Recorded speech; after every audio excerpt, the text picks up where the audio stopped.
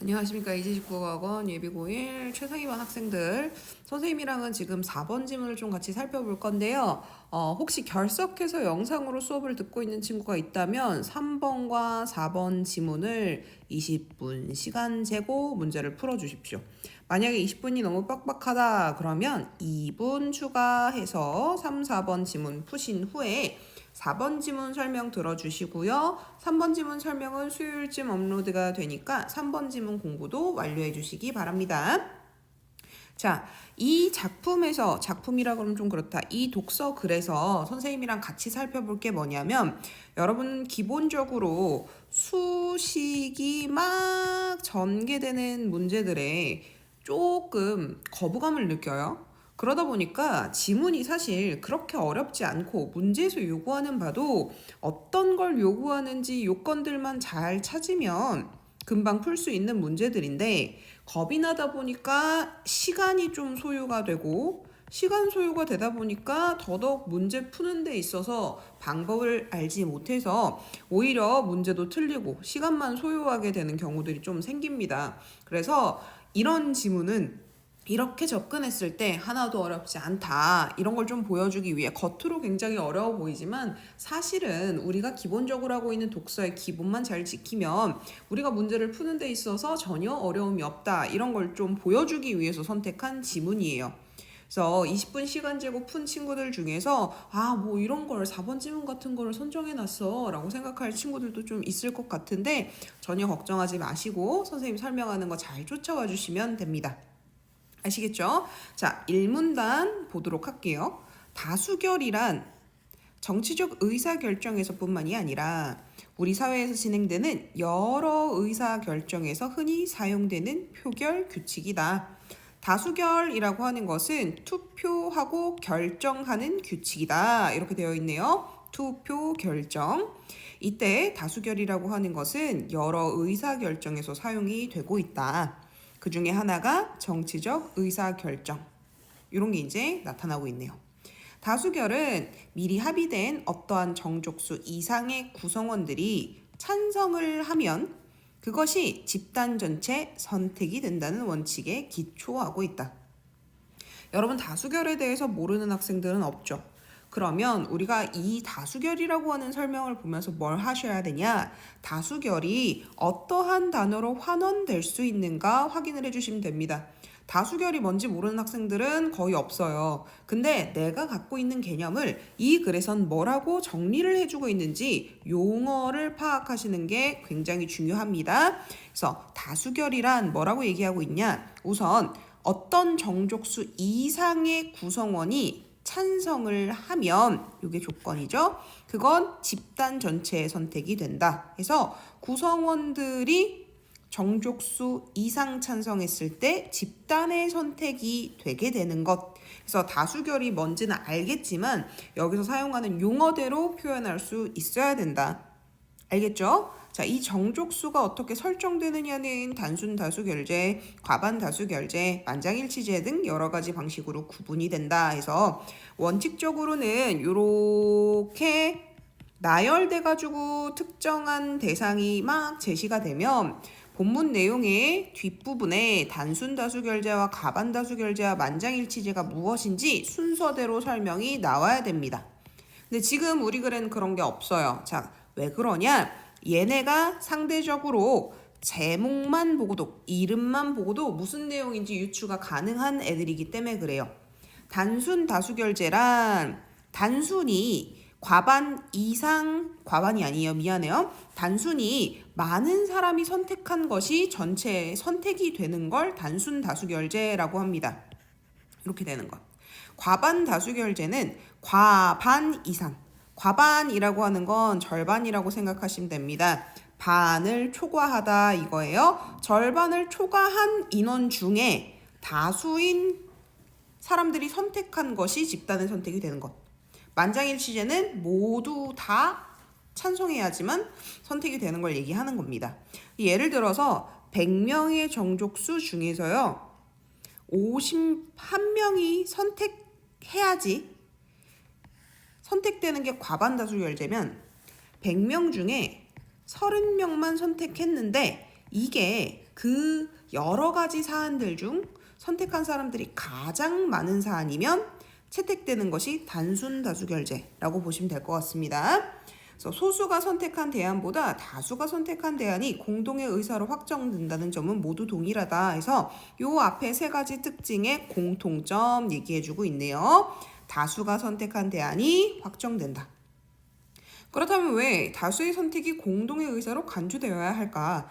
여기에 대해서는 여러 가지 견해들이 있지만 핵심적인 두 가지 논리가 있다. 이런 식으로 특정 대상에 대해서 구분하기 시작하면 구분한 대상들이 순차적으로 등장합니다. 앞에 것도 사실 순차적으로 등장을 했었어야 되는데 제목만으로도 무슨 내용인지 유추가 가능해서 안 나왔다. 자, 첫 번째가 수용 가능성의 문제. 첫째, 이런 걸 뭐라 그러냐? 표지라 그래요, 표지. 첫째, 둘째, 셋째, 마지막으로 이런 것들. 첫 번째 두 가지 논리 중 첫 번째가 수용 가능성 문제다. 두 번째는 진리 가능성 문제다 해서 첫 번째가 등장하고 그 다음에 두 가지 논리라 그랬으니까 두 번째 어디 나오는지 확인해 주시고요. 여러분은 그럼 이 문단에서 내가 뭘 이해해야 되는지 확인할 수 있습니다. 이 문단에서 알아야 되는 건 다수결 원칙이라고 하는 것이 왜 공동의 의사로 간주되어야 하는가에 첫 번째 핵심 논리, 두 번째 핵심 논리 이렇게 되는구나. 수용 가능성의 문제란 무엇이냐? 구성원들이 그 결정을 수긍하고 따라할 수 있는가의 측면이다. 그리고 다수결은 그 수용 가능성을 극대화시켜준다. 그래서 다수결이라고 하는 애는 이 수용 가능성이라고 하는 게 극대화된다. 몇몇의 사람이 임의로 공동의 문제를 결정할 때 불복하는 사람이 있을 수 있다. 다수결로 정해진 사안에 대해서는 대개 그 결정을 수용하게 된다. 해서 문장을 읽으실 때는요, 늘 주어 그리고 그 주어가 뭘 하는지 또 주어 뭘 하는지 위주로 잘 읽어주십시오. 자신의 의견과 다른 사람의 의견이라고 하는 것은 모두 동등한 가치를 갖고서 의사결정 과정에 투입됩니다. 그리고 여기 지금 때문에 나와 있네요. 때문에를 기준으로 앞이 원인, 뒤에가 결과. 자, 그럼 결과가 항상 더 중요하다. 그래서 정리를 해보면 이 수용 가능성이 극대화되는데 왜 그러냐? 몇몇 사람이 공동의 문제를 결정할 때 불복하는 사람들이 있을 수 있지만 다수결로 정해진 사안에 대해서는 대부분의 사람이 수용하고 그 다음에 이의를 제기하기 어려워한대요.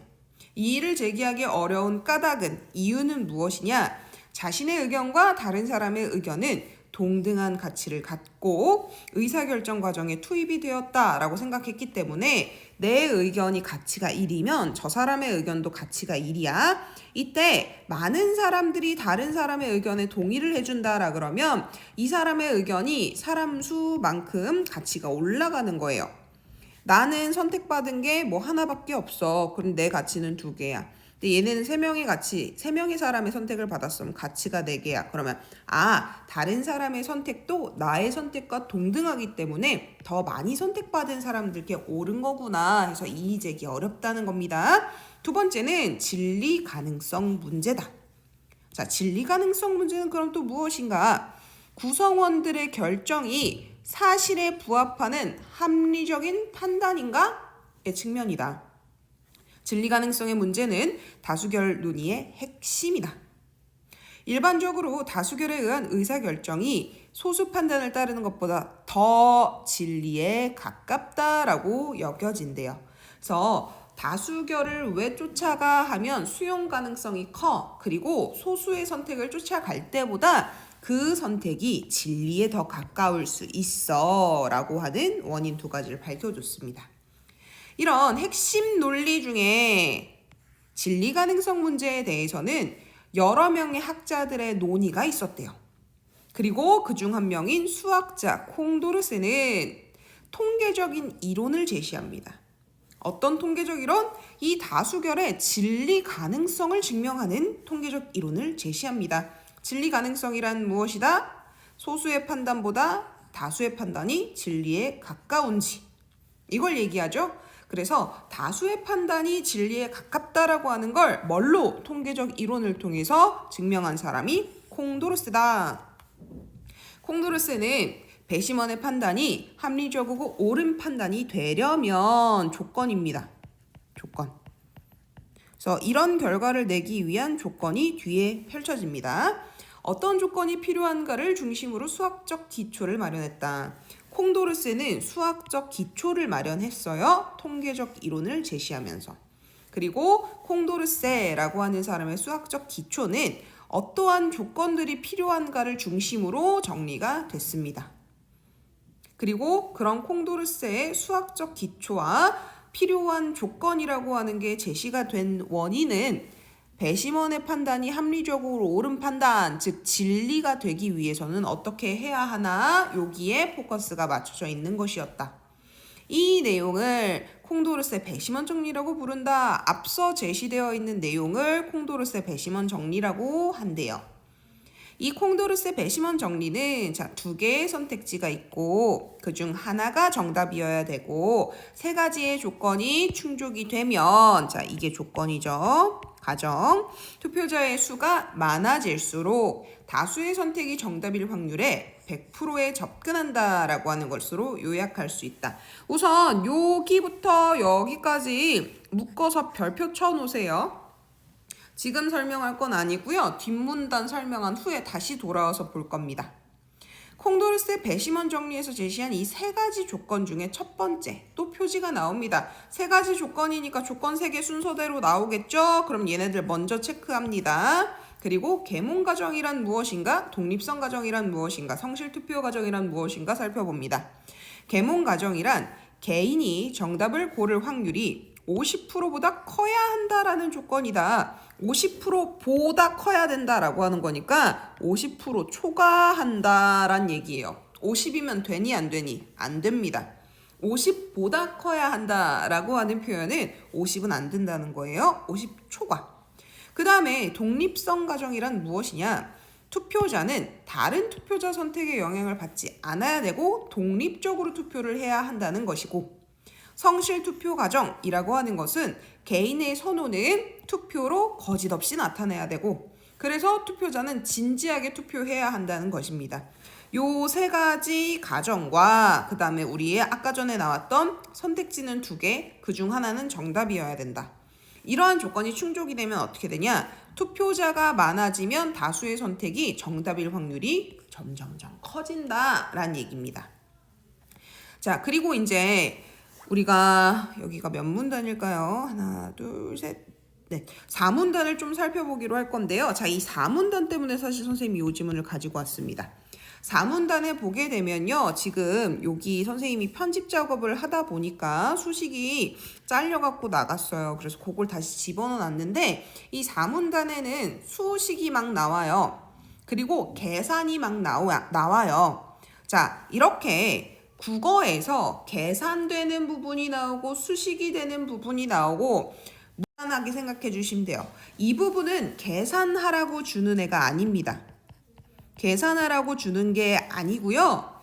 얘는 언어로 되어 있는 기호 대신에 수식 기호라고 하는 걸 사용했을 때 그 수식 기호를 언어로 다시 바꿔서 이해할 수 있니? 이걸 물어보는 거야. 뭐 국어 문제인데 수학처럼 계산하라고 할 건 아니잖아. 그치? 그래서 수학처럼 계산하라고 하는 문제는 잘 등장하지 않고요. 다만 수식을 통해서 각 항들의 관계를 묻는 문제는 출제가 될 수 있습니다. 그래서 4문단에선 뭘 위주로 정리를 할 거냐면 이 수식 기호로 나타나는 것들에 대한 의미가 어떤 것인가 정리할 거고요. 그리고 이 의미를 통해서 정해지는 각 항들 간의 관계라고 하는 거 있죠? 그걸 위주로 정리를 할 거예요. 그래서 수식이 나온다고 해서 계산해야지 라고 생각하고 그걸 완벽하게 이해해야지 라고 생각하는 것이 아니고 여기 나와 있는 기호를 어떤 방식으로 바꿀 것인가, 언어로 어떻게 표현해낼 것인가, 이렇게 생각하고 접근하셔야지 글을 읽기가 좀 더 수월해집니다. 아시겠죠?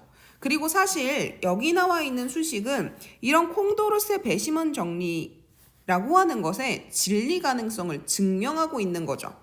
그래서 콩도르세 배심원 정리라고 하는 애가 무엇인가 하면 요 앞에 선생님이 이렇게 체크해 놓은 애라 그랬지. 그치?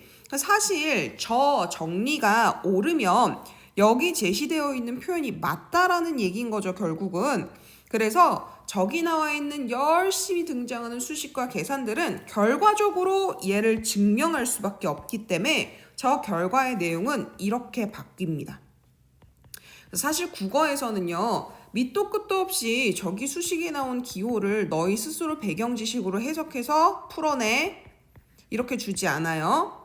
본문에 이미 내용을 제시해 준 후에 그 제시해 준 내용을 다른 기호들로 표현을 해봤는데 니들이 이걸 다시 한번 제시된 방향으로 언어로 바꿔서 표현할 수 있어? 이걸 물어보고 있는 거야. 그래서 결과적으로 배심원 정리가 선택지가 2가지고 그중 하나만 정답일 때, 3가지 조건이 충족이 됐을 때 투표자 수는 많아지고 다수의 선택은 확률이 높아져. 요걸 어떻게 다른 수식 기호로 표현해 준 게 이거야. 이것만 확인해 주시면 됩니다. 자, 이때 의사결정의 총 투표자의 수가 n이다 이랬어. n 나오면 너네는 뭐라고 생각한다? 총 투표자의 수라고 생각한다. 그래서 기호의 의미를 알아두십시오. n은 무엇이다? 총 투표자 수. 총 투표자가 몇 명? 5명. 그러면 n은 몇? 5겠네. 그치? 자, 이 5명이 각각 정답을 고를 확률이 60% 이랬어. 정답 고를 확률 60% 이랬죠. 자, 정답 고를 확률이 50 초과를 해야 한다. 그 조건에 맞단 소리네. 그래서 얘는 뭘로 바꿀 수 있어? 총 투표자 수 n은 5고 얘는 지금 계몽 가정이라고 하는 것을 통과했구나. 계몽 가정의 조건은 형성이 되어 있구나. 그리고 이들은 모두 독립적이고 진지하게 의사결정한다. 독립적, 독립성 가정을 통과했다. 진지하게 성실투표 과정을 통과했다. 그래서 여기서부터 여기까지는 콩두루스의 배심원 정리에 필요한 3가지 조건이라고 하는 것을 다 성립했다라는 얘기인 거구나. 그리고 n은 5다. 이렇게 생각해 주시면 됩니다. 이 투표에서 과반수, 반을 초과하는 수의 투표를 얻으려면 2분의 5를 초과해야 한다. 그래서 이 2분의 5는 본문에 원래 나와 있는 내용이에요. 그럼 얘들아 아까 우리 n이 5라 그랬지. 그치? 그러면 과반수의 표는 어떻게 구하는가? n을 2로 나누면 과반이 나타나는구나. 반이 나타나는구나. 이건 뭐다? 전체 인원의 반을 구하고 있는 행위구나. 이렇게 해석해 주시면 돼요. 알겠죠? 그래서 요건 어떻게 바꾼다? 전체 인원의 반이란 뜻이구나. 이렇게 생각하면 돼. 그렇게 되면 얘가 2.5가 되죠? 그래서 2.5보다 큰 숫자가 3명 선택, 4명 선택, 5명 선택했을 때다. 그래서 과반수의 조건은 K가 3, 4, 5일 때다. 자, 그럼 이때 K는 뭘로 바꿀 수 있을까? K란 과반 이상 이란 뜻이네. 과반 이상. n이 5명. 자, 그럼 이렇게 하면 어떻게 해석할 수 있다? 총 투표자가 5명이다. 이렇게 해석하면 되죠. 총 투표자가 5명이고 그 중에 과반수가 넘어가는 수는 5명 중 3명, 5명 중 4명, 5명 중 5명이 선택했을 때 이게 K구나 해석하면 됩니다. 총 투표자 수의 과반수가 만들어지는 모든 경우의 수는 그래서 과반의 수는 몇 개? 3개, 4개, 5개 이렇게 있었죠? 그래서 이 과반수 셋, 넷, 5이 만들어질 때 모든 경우의 수는 K가 3일 때, 4일 때, 5일 때의 경우의 수를 합쳐줘야 돼요. 이랬어. 그러면 여러분이 이렇게 생각하면 됩니다. 총 투표자 수의 과반수가 만들어지는 모든 경우의 수는 얘네의 합이다. 그래서 K가 3일 때는 이렇게 주르르륵 돼서요. 요 수식이 지금 생략이 되어 있습니다. 그리고 K가 4일 때는 주르륵 돼서 이렇게 되고 K가 5일 때는 이렇게 된대. 자, 기호가 이렇게 나와 있는데요. 여러분 아직 못 배운 기호일 거예요. 그래서 이 기호는 간단합니다. 총 수가 5면 그 다음 숫자 4, 3 해서 세 번째 한까지 곱해주세요. 이런 뜻이고요. 그러니까 5시 4 이렇게 되면 5 곱하기 4 곱하기 3 곱하기 2라는 뜻이고 얘는 5 곱하기 4 곱하기 3 곱하기 2 곱하기 1을 뜻합니다. 근데 이 기호 몰라도 국어는 풀 수 있어요. 알겠죠? 그래서 이거를 고등학교 수학 시간에 배워요. 그래서 이건 고등학생이면 배경 지식으로 다 가지고 있어 라고 생각하니까 여기서 제시를 해준 건데 몰라도 괜찮습니다. 그래서 여러분은 요걸 뭘로만 바꿀 수 있으면 될까?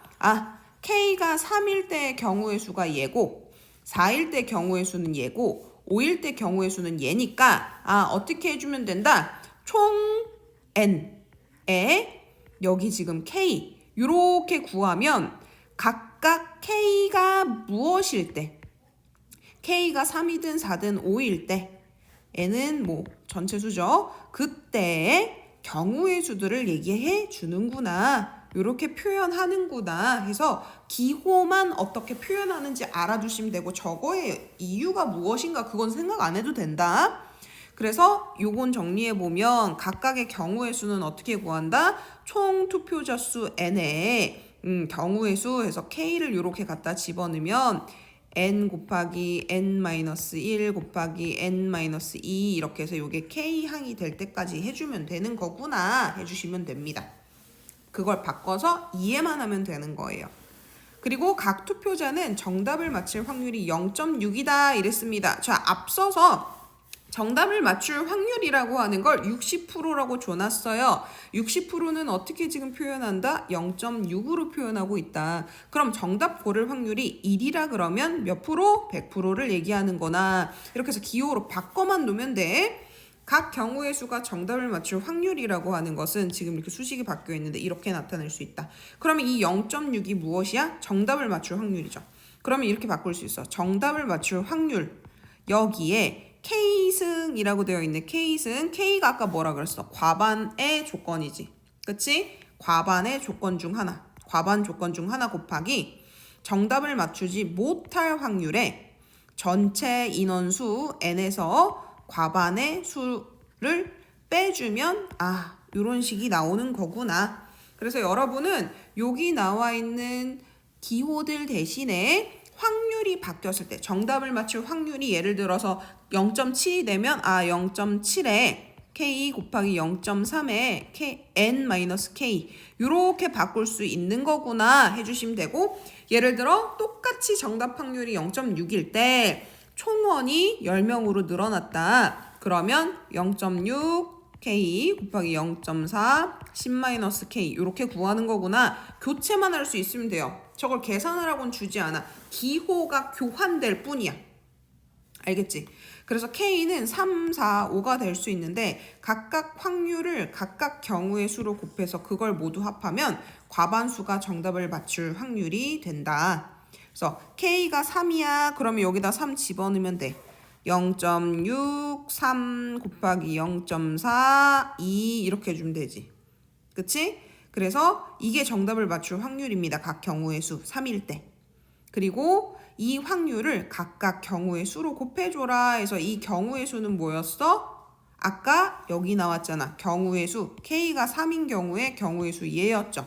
그치? 그러면 3일 때 어떻게 계산하란 얘기야? 0.6 곱하기 3 곱하기 0.4에 2승 이렇게 하고 여기에 뭐 해준다? 요거 요렇게 곱해주면 이게 여기까지고 그 다음에 4일 때 5일 때까지 다 구한 후 걔네들을 싹 다 더해주면 과반수가 정답을 맞힐 확률이야 이런 얘기인 거야.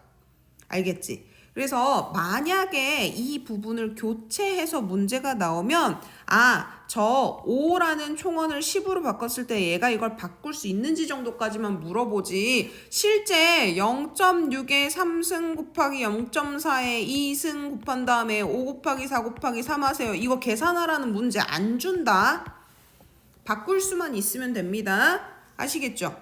자, 그래서 집단의 크기가 커지면 과반수가 만들어지는 경우의 수가 증가하게 되므로 이게 원인, 과반수가 정답을 맞힐 확률이 급격하게 늘어나게 된다. N이 뭐였어? 총원이었지, 총원. 총투표자 수. 총투표자 수가 무한대로 커지면 이 값은 1에 수렴한다. 봐봐라, 여기 결과. 자, 그리고 선생님이 앞에 묶어서 별표해 놓으라고 했던 거 있죠? 이거랑 지금 같아 달라? 같아! 같은 내용이야. 투표자, 총 투표자 수니까 n이잖아. 바꿀 수 있지? n이 점점 많아져서 무한으로 가면 갈수록 정답 확률은 100%에 접근한다. 그래서 봐봐. 여기 이렇게 나오잖아. n이 무한대로 커지면 1이 뭐였어? 아까 0.6이 60%였어. 이거 바꾸면 100%잖아. 그지? 그러니까 결과적으로 이렇게 막 수식이 나오고 이런 애들은 뭘 얘기하는 거야? 앞서 정리한 내용을 다른 기호로 바꿨을 때 결과적으로 너네들이 그걸 치환해서 이해할 수 있는지 물어보는 거지 계산하라는 게 아닙니다. 그러니까 여기서는 뭘 찾아야 된다고? 앞서 등장했던 애랑 어떠한 기호가 동일하게 쓰이고 있는가를 찾으면 돼. 그래서 결과적으로 콩도르세 배심원 정리는 참이다. 알겠죠? 그래서 오히려 중요한 건 지금 이렇게 체크해 놓은 얘, 앞에서 별표 쳐놓은 얘, 이 관계가 중요합니다. 그래서 여러분 뭘 생각해 주시면 된다. n, 투표자 수가 많아지면 선택이 정답일 확률은 100%에 가깝게 되고, 배심원 정리는 두 가지 선택지 중에 하나가 정답이어야지, 그리고 이 세 가지 조건이 충족돼야지 성립이 되고, 그 다음에 자, 집단의 크기라고 하는 것은 n이겠죠. 이 n이 커질수록 과반수가 만들어지는 경우의 수는 k입니다. 과반수 k. k의 경우의 수가 급격하게 커져서 과반수가 정답을 맞힐 확률이라고 하는 건 점점점 늘어나게 되고, 그래서 총 투표자 수가 무한으로 커지면 이 값은 1에 수렴한다, 이렇게 되는 거예요. 그러니까 뭐 이런 거죠. 5명은 과반이라 그러면 K가 3, 4, 5지. 3개밖에 없지. 근데 50명은 과반이라 그러면 K가 26부터 50까지 해서 25명이야. 그렇죠? 총 투표자가 수가 늘면 과반의 경우의 수가 급격하게 K가 늘어납니다. 그쵸? 응. 그래서 바꿔서 표현만 할 수 있으면 된다. 현실 투표 상황에서 콩도르세가 배심원 정리에서 가정하고 있는 이러한 조건들이 앞서서 선택지는 2개여야 되고 하나는 반드시 정답이 있어야 되고 또 3가지 조건이 나왔었죠? 그게 충족되는 건 어려울 수 있대요. 그래서 현실 속에서는 다수결에 의한 의사결정이 진리 가능성을 가지지 못하는 그러한 상황이 발생하기도 한다. 자, 콩도르세는 선택지가 셋 이상일 때, 자, 셋 이상, 셋 체크. 콩도르세 배심원 정리가 진리가 되려면 선택지는 2개여야 됩니다. 그리고 그 중에 하나가 참이어야 되고요. 근데 지금은 셋이래요. 그 조건이 깨진 거죠. 자, 그럼 어떻게 되냐? 개인들의 선호의 합이요, 전체의 선호랑은 일치하지 않는다라고 하는 콩도르세 역설이라고 하는 게 발생한다고 합니다. 자, 그럼 콩도르세 역설이 무엇인가? 무엇을 무엇보다 더 좋아한다라고 말로 표현되는 관계에서 전이성이라고 하는 것이 늘 성립되는 것은 아니다. 그럼 이 말은 또 무엇이냐? A를 B보다 더 좋아해요. B보다 C를 더 좋아해요. 그러면 우리는 C보다 A를 더 좋아하는 거구나 라고 생각할 수 있겠죠. 자, 이게 성립되는 걸 전이성이라고 합니다. 그런데 선택지가 3개일 때 개인의 합은 전체의 합이라고 하는 게 될 수 없는 가능성들이 있고, 이 전이성은 발생하지 않을 수 있다라고 해요. 그래서 이 전이성은 항상 성립하지 않는다. 즉 무슨 얘기냐? A가 B보다 좋아, B가 C보다 좋아, 하지만 C가 A보다 좋아. 이런 경우들이 생길 수 있다. 이게 바로 콩도르세의 역설인 거죠. 알겠죠? 그리고 콩도르세 역설이라고 하는 게 무엇으로, 어떠한 단어로 표현되고 있는가, 그게 중요합니다. 콩도르세 역설은 전이성이 성립되지 않는다라는 표현이고, 전이성이 성립되지 않는다라고 하는 것은 결과적으로 개인들의 선호의 합은 전체 선호랑 반드시 일치하지 않는다. 그리고 이때는 선택지가 셋 이상이다. 이런 말로 바꿀 수 있다는 얘기입니다. 자, 투표자가 합리적 의사 판단을 하지 않고 전통적 편견에 따르거나, 그 다음에 이 투표자의 정답 확률이 동전 던지기는 50%의 확률을 갖고 있죠. 앞뒤. 앞이냐 뒤냐 50%의 확률보다 낮거나, 그 다음에 자신의 선호와 다른 대안을 투표한다면 다수결에 의한 의사결정은 진리 가능성을 가지지 못할 수도 있다. 그래서 여기 나타나는 요 세 가지는 앞서 얘기한 콩도르스가 제시한 계몽과정, 독립성 과정, 성실투표 과정을 쭉 얘기해주고 있는 거죠. 그래서 이게 지금 편파적 언론 보도를 통해서 합리적 의사 판단을 하지 않는다라 그러면 독립성 과정에 위배된 거고요. 정답률이 동전 던지기보다 낮다 이렇게 얘기하면 계몽 과정을 얘기하고 있는 거고요. 그 다음에 자신의 선호와 다른 대안에 투표한다 그러면 성실 투표 과정을 위반하고 있는 겁니다. 그런 걸 위반하면 진리 가능성을 가지지 못한다. 그래서 콩도르세가 제시한 방법, 사람들을 어떻게 하냐? 의사결정 참여자들 사람들의 교육 수준을 높여서 그 사람들이 독립적 의사결정이 가능하도록 해주고 그 사람들의 정답 확률을 올려줘야 된다. 그래서 합리적 의사결정을 위한 최우선의 과제란 교육이다. 이렇게 제시를 해준 거야. 그리고 일군의 학자들은 의사결정의 진리 가능성을 높일 수 있는 방법에 대해 제시했대요. 자, 이건 콩도르세가 제시한 방법에 연결되는 내용이지. 그래서 일군의 학자들이요. 다수결 의사결정에 진리 가능성이 있다는 건 부정하지 않아요. 근데 무슨 얘기를 하냐? 콩도르세는 의사결정 참여자들의 교육 수준을 높여라라는 얘기를 한 거고 뒤에 나오는 일군의 학자들은 진리 가능성을 높일 수 있는 다른 방법도 있어. 의사결정 참여자들의 교육 수준을 높이는 콩도르세의 주장 말고 다른 방법을 한번 봐볼게 해서 여러 개인의 다양한 의사를 취합해라. 집합적 의사결정을 해라 라고 얘기한대요.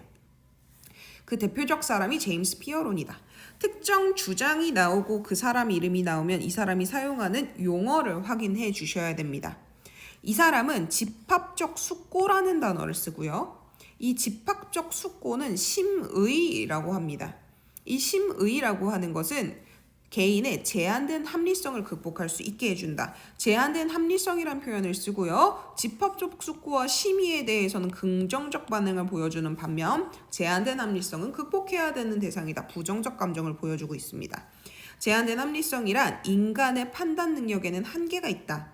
그래서 개인이 아주 충분한 정보를 가지고 있다라고 해도 제한된 합리성을 갖고 있기 때문에 최선의 판단을 이끌어낼 수 있는 것은 아니다. 그래서 지식과 정보를 합류시키고 추론 능력을 공유시켜서 의사결정 과정은 최상으로 끌고 와야 된다. 이게 뭡니까? 집합적 숙고. 이걸 지금 풀어서 설명한 거죠. 이러한 주장은 콩도르세의 배심원 정리에서 제시하고 있는 조건과 배치됩니다. 자, 왜 그러냐? 콩도르세는 뭐라 그래? 의사결정 참여자의 교육 수준을 높여서 독립적 의사결정을 해라 이런 얘기를 하잖아. 독립적 의사결정. 콩도르세는 혼자 하라 그래. 혼자. 배심원 정리에서 제시하고 있는 조건 독립성이야. 독립성. 근데 그거랑 달리 얘는 뭐라 그래? 합류하고 공유하라 그러죠. 그래서 그 내용과 배치가 됩니다. 그래서 진리 가능성을 높일 수 있는 방법을 콩도르세는 혼자 공부시켜서 혼자 의사결정할 수 있게 해 이런 얘기면 제임스 피어는 뭐라 그래? 아무리 혼자 공부를 해도 사람은 제한된 합리성을 갖고 있기 때문에 공유하고 합류해야 해. 이런 얘기입니다. 그래서 다수결을 기초로 하는 투표의 한계를 심의를 통해 보완하자. 이건 지금 제임스 피어론의 입장. 그래서 바람직한 의사결정에 도달할 수 있다는 점에서 의미를 부여할 수 있다. 됐습니까? 자, 1번 보시면 4번이 정답입니다. 나머지 왜 아닌지 체크해놨어요. 살펴볼게요. 1번, 다수결에 의한 의사결정이 정당한지에 대해서 대립되는 두 이론이 등장하냐? 그렇지 않습니다. 다수결의 진리 가능성을 높일 수 있는 방안에 대해서 대립되는 이론이 나타나는 거예요. 2번, 다수결의 여러 방식에 대해서 구체적으로 설명했나? 아니야. 다수결의 방식 3개 나오고 그거 3개에 대해서 구체적으로 설명했어? 안 했어? 안 했어. 단어만 보고 그냥 알 수 있으니까 뭐 과반 다수결, 일반 다수결 이렇게 해서 그냥 주기만 했죠. 3번, 다수결이 정착되기까지의 과정은 안 나옵니다. 5번, 자, 다수결이 수용 가능성을 획득하기 위해서 필요한 조건들이 열거됐는가? 수용 가능성에 대한 조건은 열거되지 않습니다. 진리 가능성에 대한 조건들이 열거되죠. 그리고 그러한 다양한 사례는 더욱더 나오지 않습니다. 그 다음에 2번 봅시다. 2번 보세요. 의사결정의 수용 가능성을 극대화하려면 뛰어난 판단을 지닌 소수의 의견을 따르는 것이 중요하다. 콩도로스는 뭐라 그러냐면 개인이 독립적으로 선택을 잘하고 정답 확률이 50%를 초과할 수 있게 교육시켜야 된다라고 하고요.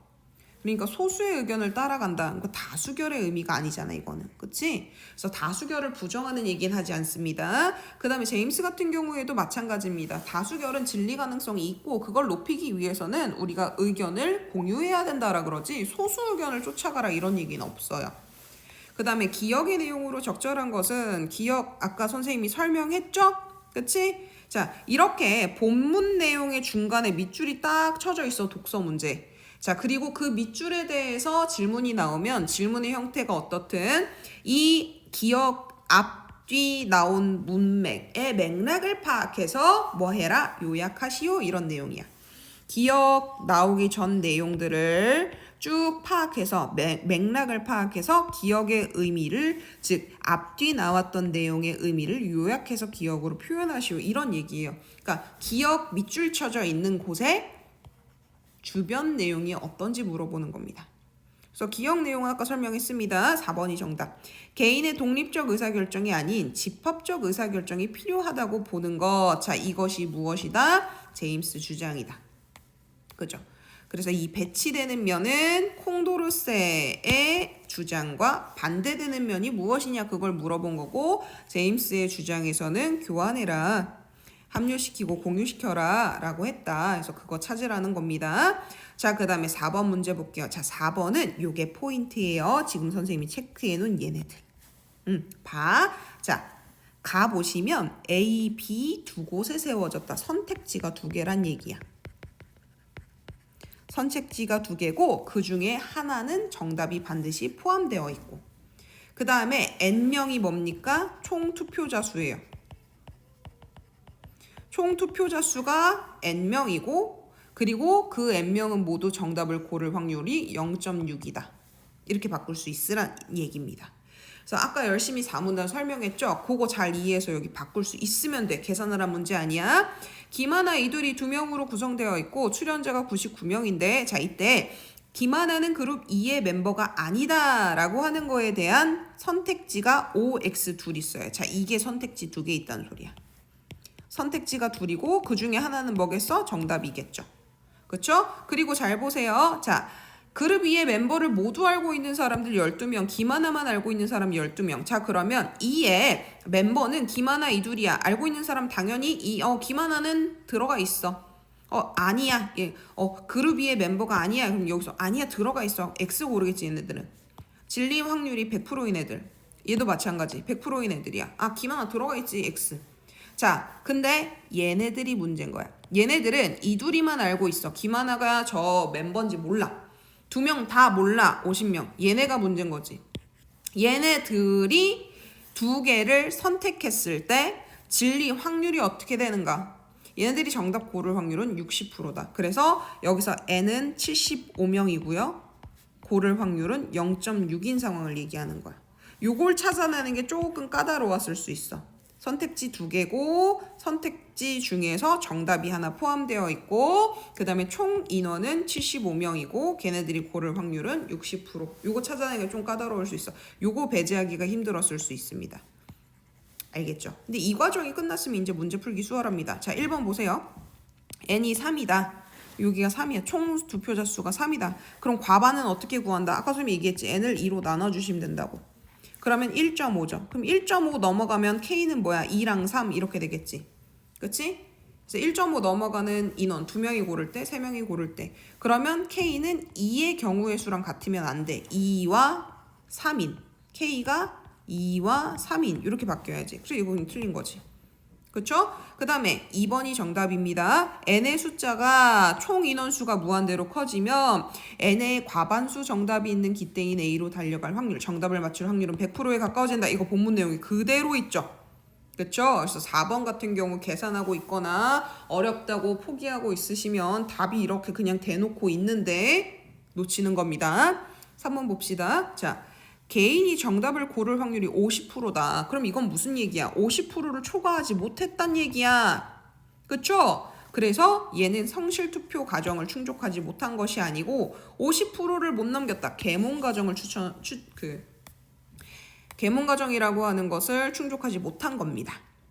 그 다음에 4번 볼게요. 이두리만 알고 있는 사람의 과반수가 정답을 맞힐 확률. 자, 이두리만 알고 있는 사람이 25명이고 걔네들이 그룹 2 멤버 2명을 모두 모르는 사람 과반 정답 맞출 확률에서 얘네들이 50명이지.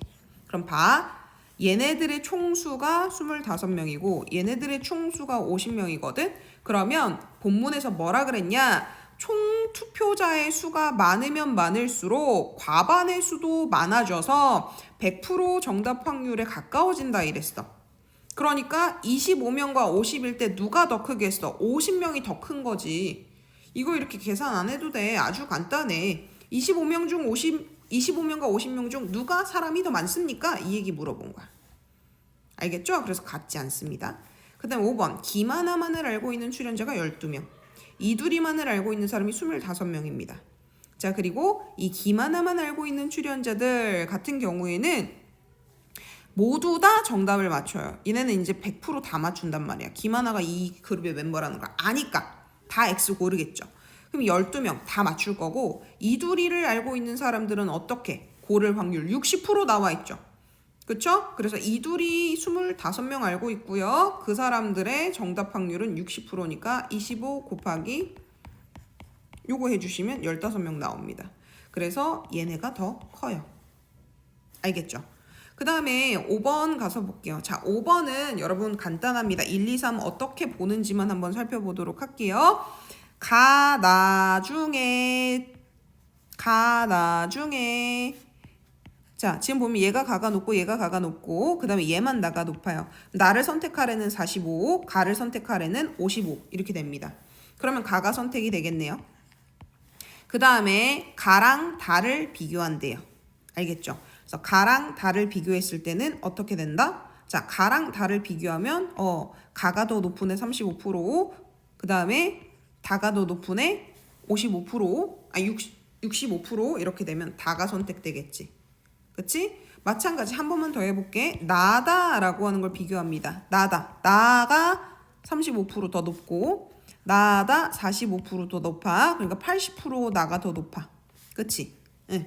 그리고 나서 나가 더 높으니까 나랑 가를 비교합니다. 나가 비교하면 가가 더 높고요. 나가 하면 얘는 나가 더 높고요. 나가 하면 가가 더 높아. 그럼 가 높은 애들이 55%야. 그치? 그러면은 가가 선택되겠네. 요건 구할 수 있겠죠. 그래서 그런 방식으로 쭉 구해주면 문제 풀립니다. 자, 5번 왜 아닌지 볼게요. 근데 얘도 웃겨. 다른 애들 그냥 해보세요. 근데 정답이 내가요 너무 말도 안 되게 정답이야. 금방 풀 수 있어. 선택지 3개지. 그럼 콩도르스 역설은 발생하지. 그치? 본문 내용에서 선택지 2개일 때는 콩도르스 역설이 없지만 3개부터는 발생한다 그랬지. 그래서 그냥 얘도 내용 일치 문제로 딱 풀어버리면 5번 바로 정답이야. 알겠죠?